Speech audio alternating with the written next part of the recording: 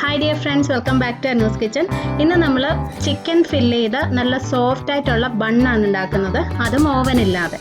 അപ്പോൾ നമുക്ക് എങ്ങനെയാണെന്ന് നോക്കാം. ആദ്യം കുറച്ച് ഈസ്റ്റ് ഒന്ന് പൊങ്ങാൻ വെക്കണം. ഇപ്പോൾ ഒരു ബൗളിൽ ഒരു 3/4 ടീസ്പൂൺ ഈസ്റ്റ് ചേർക്കാം. ഇതിപ്പോൾ ആക്റ്റീവ് ഡ്രൈ ഈസ്റ്റ് ആണ്. ഇൻസ്റ്റൻറ്റ് ഈസ്റ്റ് ആണെങ്കിൽ ഇങ്ങനെ വെക്കേണ്ട ആവശ്യമില്ല, നേരിട്ട് മാവിൽ തന്നെ ചേർത്താൽ മതി. ഇനി ഇതിൽ 1 ടീസ്പൂൺ പഞ്ചസാരയും ഒരു 2 ടേബിൾ സ്പൂൺ ചെറിയ ചൂട് വെള്ളം ഒഴിച്ചു കൊടുക്കാം. നന്നായിട്ടൊന്ന് മിക്സ് ചെയ്ത് വെക്കാം. ചെറിയ ചൂട് വെള്ളം തന്നെ യൂസ് ചെയ്യണം, എന്നാലേ ഈസ്റ്റ് നന്നായിട്ട് പൊങ്ങി വരത്തുള്ളൂ. ഇനി ഇതൊരു 10 മിനിറ്റ് ഒന്ന് മാറ്റി വയ്ക്കാം. ഇത് നന്നായിട്ട് പതഞ്ഞ് പൊങ്ങി വരണം. ഇനി ഒരു ബൗളിൽ ഞാൻ 1.5 കപ്പ് മൈദ എടുത്തിട്ടുണ്ട്. ഇതിൽ ആവശ്യത്തിനുള്ള ഉപ്പ് ചേർക്കാം, എന്നിട്ട് നന്നായിട്ടൊന്ന് മിക്സ് ചെയ്യാം. ഇനി ഇതിലോട്ട് ഒരു മുട്ട ചേർക്കാം. ഒരു 2 ടേബിൾ സ്പൂൺ ബട്ടർ ചേർക്കാം. ബട്ടറിന് പകരം നെയ്യോ എണ്ണ ആയാലും മതി. പിന്നെ നമ്മൾ പൊങ്ങാനായിട്ട് വെച്ച ഈസ്റ്റും ഒഴിച്ചു കൊടുക്കാം. എല്ലാം കൂടി നന്നായിട്ടൊന്ന് മിക്സ് ചെയ്യാം. കൈവച്ച് തന്നെ ചെയ്യണം, എന്നാലേ ആ മാവിൻ്റെ പരുവം നമുക്ക് കറക്റ്റ് അറിയാൻ പറ്റത്തുള്ളൂ. അപ്പോൾ ഇതെല്ലാം കൂടി നന്നായിട്ട് മിക്സ് ചെയ്തെടുക്കാം. ഇനി ഇതിൽ ആവശ്യത്തിന് ചെറിയ ചൂട് വെള്ളം ഒഴിച്ചിട്ട് കുഴച്ചെടുക്കണം. വെള്ളം ചെറിയ ചൂട് തന്നെ ആയിരിക്കാൻ ശ്രദ്ധിക്കണം, എന്നാലേ ഈസ്റ്റ് നന്നായിട്ട് ആക്ടിവേറ്റ് ആയി കിട്ടത്തുള്ളൂ, മാവും നന്നായി പൊങ്ങി വരത്തുള്ളൂ. അപ്പോൾ കുറച്ച് സോഫ്റ്റ് ആയിട്ടുള്ള ഒരു മാവായിട്ട് വേണം കുഴച്ചെടുക്കാൻ. കയ്യിലൊക്കെ ഇങ്ങനെ ഒട്ടുന്ന രീതിയിലുള്ളൊരു മാവായിട്ട് കുഴച്ചെടുക്കണം. നമ്മൾ ബട്ടറും ഈസ്റ്റും മുട്ടയൊക്കെ ചേർത്തിരിക്കുന്നതുകൊണ്ട് പിന്നെ ഒരു 1/4 കപ്പ് വെള്ളത്തിൻ്റെയൊക്കെ ആവശ്യമേ വരത്തുള്ളൂ. അപ്പോൾ ഞാൻ ഇതുപോലെ ആവശ്യത്തിന് വെള്ളം ചേർത്ത് കുഴച്ചെടുത്തിട്ടുണ്ട്. കണ്ടില്ലേ, ഇതുപോലെ നല്ലതായിട്ട് നമ്മുടെ കയ്യിൽ ഒട്ടുന്ന ഒരു മാവായിട്ട് കുഴച്ചെടുക്കുക. എനിക്കൊരു 4 ടേബിൾ സ്പൂൺ വെള്ളമാണ് വേണ്ടി വന്നത്. ഇത് നല്ല ക്ലീൻ ആയിട്ടുള്ള കിച്ചൺ കൗണ്ടറിൽ കുറച്ച് മൈദ ഒന്നിട്ട് കൊടുക്കാം. എന്നിട്ട് നമ്മൾ കുഴച്ച് വെച്ച മാവിട്ട് ഒരു 5 മിനിറ്റ് നന്നായിട്ടത് കുഴച്ചെടുക്കണം. നല്ല സ്മൂത്ത് ആയിട്ടുള്ളൊരു മാവായിട്ട് വരണം. ഞാൻ ഈ കാണിക്കുന്ന രീതിയിൽ കുഴച്ചാൽ മതി. നന്നായിട്ടിത് ഒട്ടിപ്പിടിക്കും. കൗണ്ടർ ടോപ്പിലും നമ്മുടെ കയ്യിലും ഒക്കെ ഒട്ടുന്ന മാവായിരിക്കും. പക്ഷെ എന്ന് വിചാരിച്ച് കൂടുതൽ മൈദയൊന്നും ഇതിനകത്ത് ചേർത്ത് കൊടുക്കണ്ട. കണ്ടിന്യൂസ് ആയിട്ട് ഒരു 4-5 മിനിറ്റ് നന്നായിട്ട് ഇങ്ങനെ കുഴച്ച് കഴിയുമ്പോൾ നല്ല സ്മൂത്തായി വരും.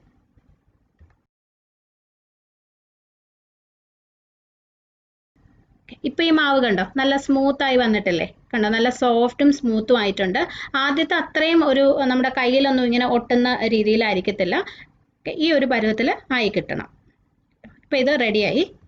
ഇനി ഒരു ബൗളിൽ കുറച്ച് എണ്ണ ഒഴിച്ചു കൊടുക്കാം. നന്നായിട്ടൊന്ന് സ്പ്രെഡ് ചെയ്തിട്ട് നമ്മൾ കുഴച്ച് വെച്ച മാവ് അതിനകത്തേക്ക് വെച്ച് കൊടുക്കാം. മാവിൻ്റെ മുകളിലും കുറച്ചിങ്ങനെ എണ്ണയൊന്ന് സ്പ്രെഡ് ചെയ്ത് വെക്കണം. ഇനി ഇതൊരു 1 മണിക്കൂർ നമുക്ക് പൊങ്ങാനായിട്ട് വയ്ക്കാം. ഇത് ഇരട്ടിയായി വരണം. തണുപ്പുള്ള സ്ഥലമൊക്കെ ആണെങ്കിൽ ചിലപ്പോൾ കുറച്ചും കൂടി സമയം കൂടുതൽ എടുത്തെന്നിരിക്കും. എപ്പോഴും അടച്ചു തന്നെ വെക്കണം, അല്ലെങ്കിൽ മാവിൻ്റെ മുകളിൽ ഡ്രൈ ആയി പോകും. ഞാനൊരു ടവൽ കൊണ്ട് ഇത് മൂടി വെക്കുവാണ്. ആ സമയം കൊണ്ട് നമുക്ക് ഇതിൻ്റെ ഫില്ലിംഗ് ഉണ്ടാക്കാം. അപ്പോൾ ഞാൻ കുറച്ച് ചിക്കൻ എടുത്തിട്ടുണ്ട്. ഇപ്പോൾ ഒരു 4-5 വലിയ പീസ് ബോൺലെസ് ചിക്കൻ എടുത്തിട്ട് അതിനെ ചെറിയ ചെറിയ പീസുകളായിട്ട് കട്ട് ചെയ്ത് വെച്ചിരിക്കുന്നതാണ്. ഒരു ഫുൾ ചിക്കൻ വാങ്ങിച്ചിട്ട് അതിനകത്ത് നിന്ന് ഞാൻ അധികം എല്ലില്ലാത്ത പീസുകൾ നോക്കി കട്ട് ചെയ്ത് എടുത്തതാണ് കേട്ടോ. ഇതിൽ 1 ടീസ്പൂൺ ഇഞ്ചി വെളുത്തുള്ളി പേസ്റ്റ് ചേർക്കാം. 3/4 ടീസ്പൂൺ മുളക് പൊടി, 1/2 ടീസ്പൂൺ സോയാ സോസ്, പിന്നെ ഒരല്പം ഉപ്പ്. സോസിൽ ഉപ്പുണ്ട്, അപ്പോൾ അത് നോക്കിയിട്ട് വളരെ കുറച്ച് മാത്രം ഇട്ടാൽ മതി. നന്നായിട്ടൊന്ന് മിക്സ് ചെയ്ത് വെക്കാം. പിന്നെ ഈ മസാല നിങ്ങൾക്ക് ഇഷ്ടമുള്ള പോലെ ഉണ്ടാക്കാം. ഞാൻ ചെയ്യുന്ന പോലെ തന്നെ ഈ സോയ സോസ് ഒന്നും ചേർത്ത് ചെയ്യണം എന്നില്ല.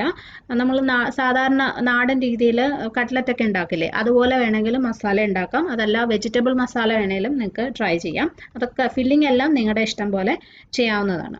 അപ്പോൾ ഇതൊരു 1/2 മണിക്കൂർ വെച്ചിട്ട് നമുക്ക് കുക്ക് ചെയ്തെടുക്കാം. ഈ മസാലയൊക്കെ ചിക്കനിലോട്ട് നന്നായിട്ടൊന്ന് പിടിച്ചോട്ടെ. 1/2 മണിക്കൂർ കഴിയുമ്പോൾ ഒരു പാനിൽ കുറച്ച് എണ്ണ ഒഴിക്കാം. എണ്ണ ചൂടാകുമ്പോൾ നമ്മൾ മാരിനേറ്റ് ചെയ്ത് വെച്ച ചിക്കൻ ഇട്ട് കൊടുക്കാം.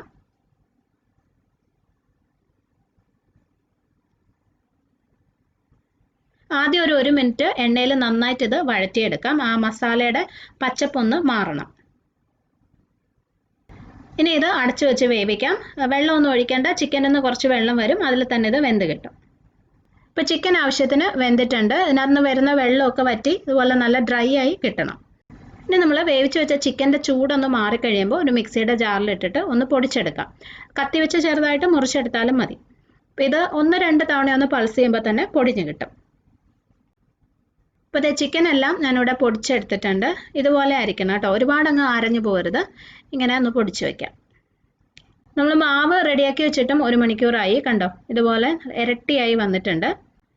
ഇത് ജസ്റ്റ് ഒന്ന് കുഴച്ച് കൊടുക്കാം. ഒത്തിരി സമയമൊന്നും വേണ്ട, ചെറുതായിട്ടൊന്ന് കുഴയ്ക്കാം. ഇപ്പം ഈ മാവ് കണ്ടോ, നല്ല സോഫ്റ്റ് ആണ്, പക്ഷെ ഒട്ടും കയ്യിലൊന്നും ഒട്ടിപ്പിടിക്കുന്നില്ല. ഇനി ഇതിനെ നമുക്ക് ചെറിയ ചെറിയ ഉരുളകളാക്കി എടുക്കാം. നമ്മൾ കുറച്ച് നേരം കൂടി ഒന്ന് ഇത് പൊങ്ങാനായിട്ട് വെക്കും. അപ്പോൾ ചെറിയ ഉരുളകൾ മതി, അല്ലെങ്കിൽ ഒത്തിരി വലിയ ബണ്ണായിപ്പോൾ. അപ്പോൾ മാവെല്ലാം ഉരുളകളാക്കി വെച്ചു. ഇനി ഇത് ബേക്ക് ചെയ്യാനുള്ള ഒരു ട്രേ എടുക്കുക. ഞാനൊരു കേക്ക് ടിന്നാണ് എടുത്തിരിക്കുന്നത്.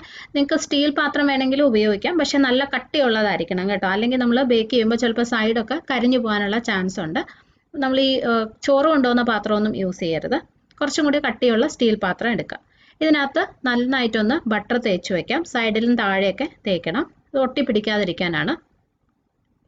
അപ്പോൾ ഇത് റെഡിയായി. ഇനി നമ്മൾ റെഡിയാക്കി വെച്ച ഒരു ഉരുള എടുത്തിട്ട് കൈവച്ച് തന്നെ ഇങ്ങനെ ഒന്ന് പരത്തി കൊടുക്കുക. ഒരുപാട് തിന്നായിട്ട് പരത്തരുത്, കുറച്ച് കട്ടിക്ക് തന്നെ പരത്തണം. മൈദയല്ലേ, അപ്പോൾ പെട്ടെന്ന് തന്നെ നമുക്ക് ചെയ്യാൻ പറ്റും. ജസ്റ്റ് ഒന്നിങ്ങനെ പരത്തിയിട്ട് നമ്മൾ റെഡിയാക്കി വെച്ച ഫില്ലിങ്, ചിക്കൻ്റെ ഫില്ലിങ് ഇതിനകത്തേക്ക് വെച്ച് കൊടുക്കാം. ഇനി ഇതങ്ങ് മൂടിയെടുക്കാം. എളുപ്പമാണ് കേട്ടോ, പൊട്ടിപ്പോത്തൊന്നുമില്ല. നമ്മൾ കുറച്ച് കട്ടിക്കാണ് ഇത് പരത്തിയിരിക്കുന്നത്. പിന്നെ മൈദയാകുമ്പോൾ ഇങ്ങനെ ഇലാസ്റ്റിക് പോലെയല്ലേ, അപ്പോൾ ഈസി ആയിട്ട് നമുക്ക് ഇങ്ങനെ അങ്ങ് മൂടിയെടുക്കാൻ പറ്റും. ആദ്യം നന്നായിട്ട് അങ്ങ് സീൽ ചെയ്ത് കൊടുക്കണം. എന്നിട്ട് ഇത് തിരിച്ചു വെച്ച് ഇതുപോലെ ഒന്ന് ഷേപ്പ് ചെയ്ത് കൊടുക്കാം. നല്ല റൗണ്ടാക്കി ഒന്ന് എടുക്കാം. അപ്പോൾ ഇത് റെഡിയായി. ഇത് നമ്മൾ റെഡിയാക്കി വെച്ച് ട്രേയിൽ വെച്ച് കൊടുക്കാം. ഇതുപോലെ തന്നെ ബാക്കിയുള്ളതും ചെയ്തെടുക്കാം. ഇത് കൈവച്ച് പരത്തുമ്പോൾ ഒരുപാട് കനം കുറഞ്ഞു പോകാതിരിക്കാൻ ശ്രദ്ധിക്കണം.